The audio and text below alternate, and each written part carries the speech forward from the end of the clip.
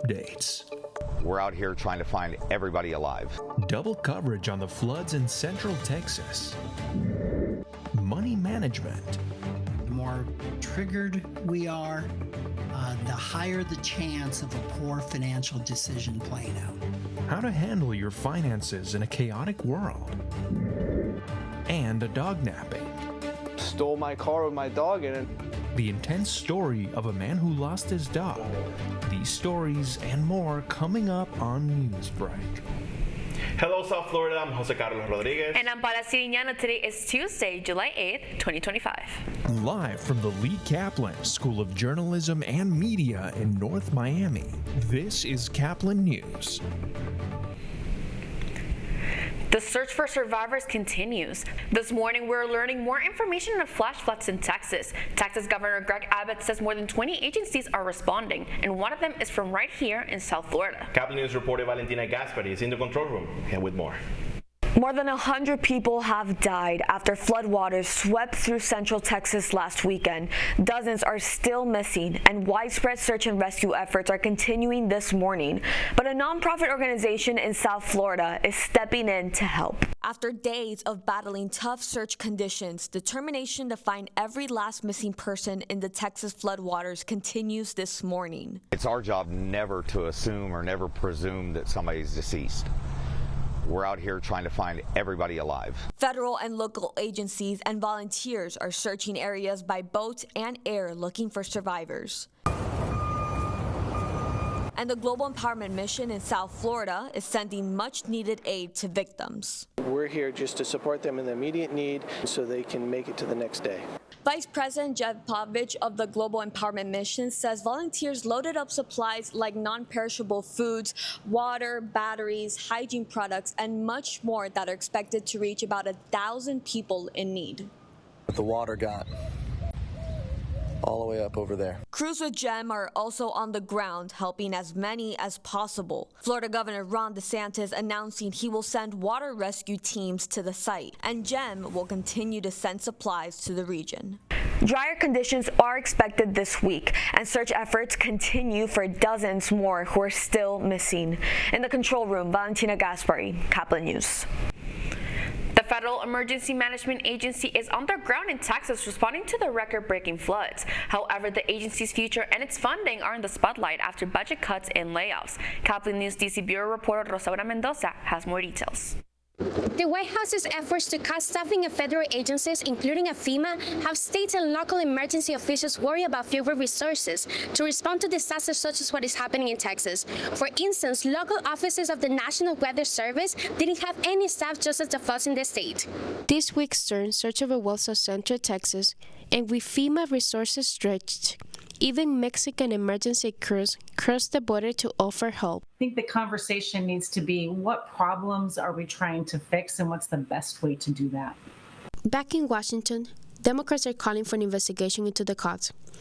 Senate Minority Leader Chuck Schumer sent a letter to the Inspector General at the Commerce Department to investigate whether the staffing cuts at the Weather Service contributed to the loss of life, while President Donald Trump downplayed the concerns. Well, FEMA is something we can talk about later, but right now they're busy working, so we'll leave it at that. The White House said that Trump plans to tour the affected areas on Texas on Friday. Reporting from Washington, D.C. and for Caplin News, I'm Rosaura Mendoza.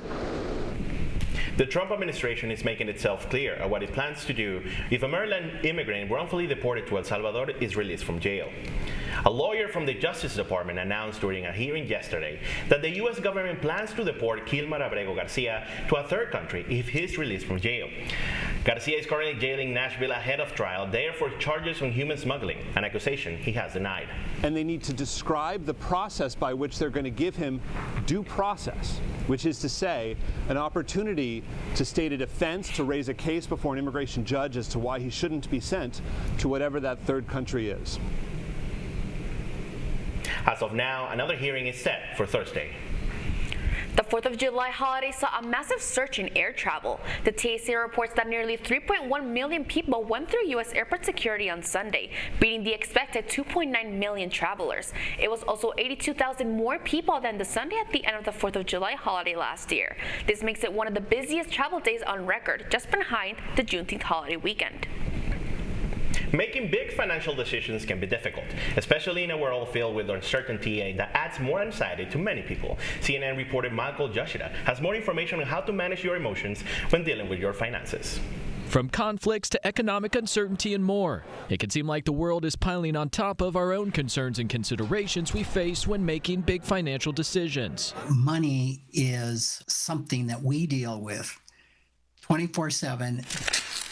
Financial planner and financial therapist Rick Kaler says it's important to remember you can't control what's happening in the outside world, only your response to it. 90% of all financial decisions are made emotionally. And when your anxiety seems to be in overdrive, consider how that may consciously and subconsciously influence your decisions. Kaler suggests trying to understand the stories, experiences, and traumas of your life, even if they have nothing to do with money. All of this comes into play with every financial decision that we make.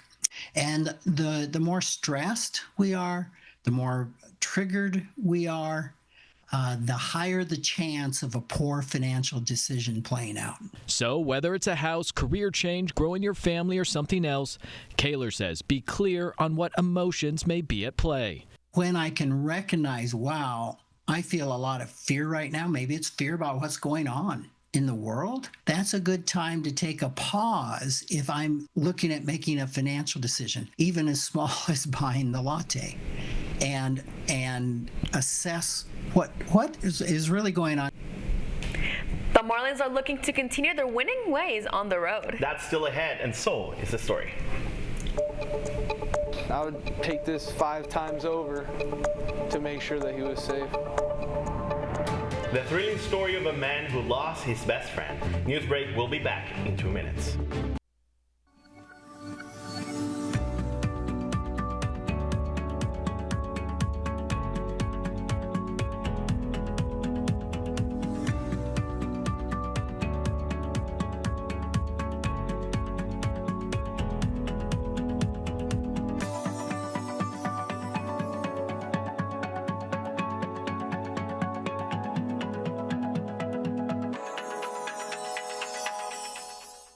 See us dream. See us remember. See us protest. You matter. Your feelings matter. Your identity matters. Everything about who you are matters. See us fight back. See us rebuild. See us shatter stereotypes. See us inspire. See us united. See us now. There are 16 million children struggling with hunger in America.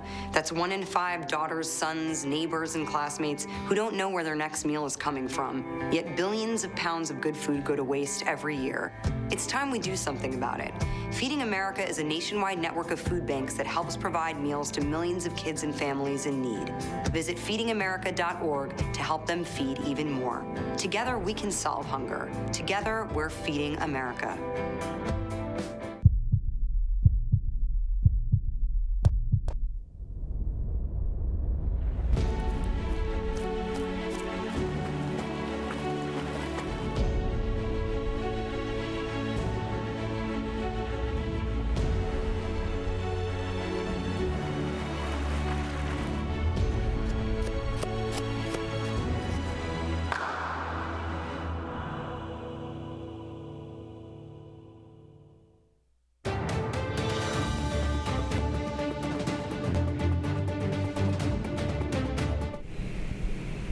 A man reunited with man's best friend after a scary situation.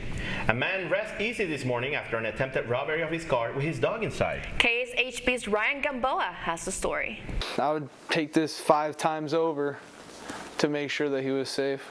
Battered and bruised, Alex Bell and his 4-legged sidekick Bear are back home resting. He means a lot to me and my family. Saturday night, Alex and Bear made a routine maintenance stop at the Quick Trip air pump. Alex left his car running with the AC on, and before he knew it, somebody stole my car with my dog in it. Grabbing onto his car's door handle, the unknown driver dragged Alex across the parking lot, leaving him scrambling about what to do next. I got home and I saw his bone and his rope on the couch, and I immediately just started breaking down because I knew, like, that's where he's supposed to be.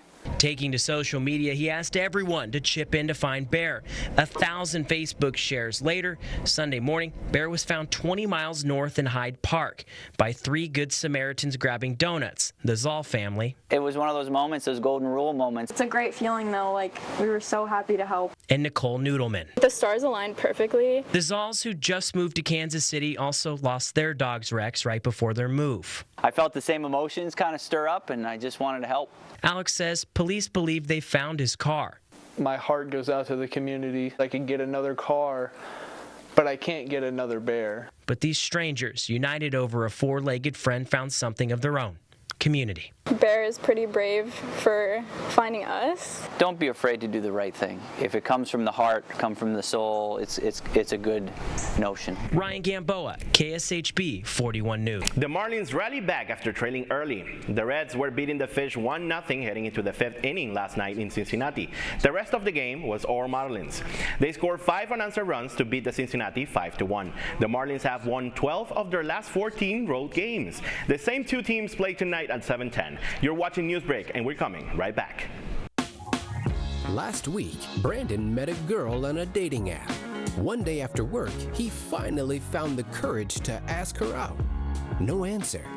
He started to panic. Was he being too pushy? Maybe it was too... Hey, sorry I didn't respond. I was driving. I would love to go on a date. How does tonight sound? Brandon tried to play it cool, but inside he knew. A girl so smart, so responsible. She must be a keeper.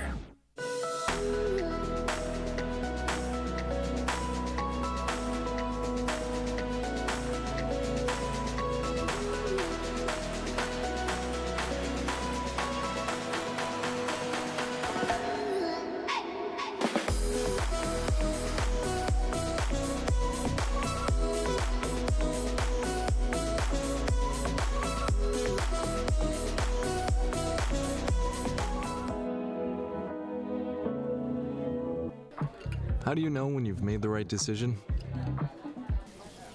It's the feeling you get in your gut. The one that tells you what's right or wrong. It's the one that says, sure, I can have a drink. Or the feeling that says, okay, I've been drinking. Now what? It's the voice inside you that says, I'm buzzed. Better leave the car when it's time to go. Plan ahead. Catch a sober ride. Buzz driving is drunk driving. Every day, millions of people are connecting. And even though we're overcoming obstacles, watching each other's backs, and banding together, we should still make an effort. We should still make an effort to get to know each other on a deeper level. Father, cosplayer, mentor, actor. It's time we take a step forward. It's time we take a step forward. Come together and discover how accepting our differences can make us stronger. And that's all the time we have for Newsbreak. I'm Paula Siriñano. And I'm Jose Carlos Rodriguez. Get more news anytime at caplinnews.fiu.edu.